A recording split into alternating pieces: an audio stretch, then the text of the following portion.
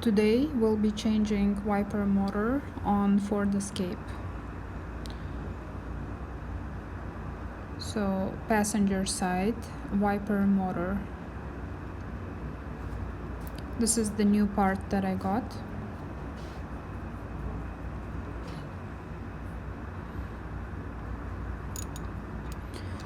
You will need to use 15mm socket to remove wiper motor,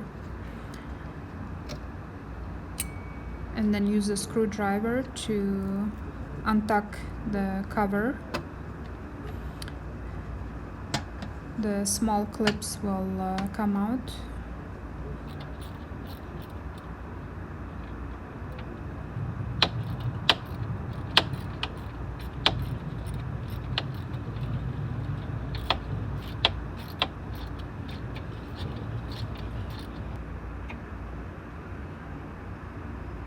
So now carefully remove old wiper motor.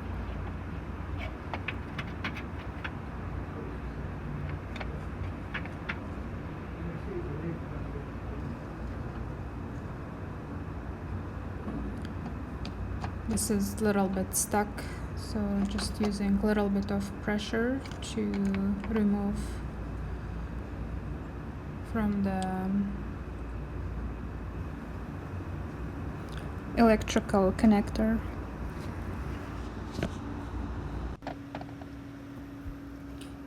Now install new wiper motor in its position by sliding it in.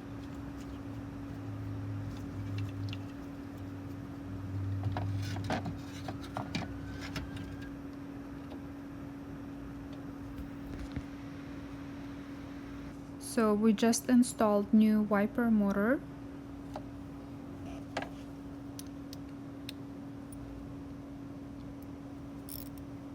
Put your bolts back to secure it and test it, see if it's working fine. In this case it's working well.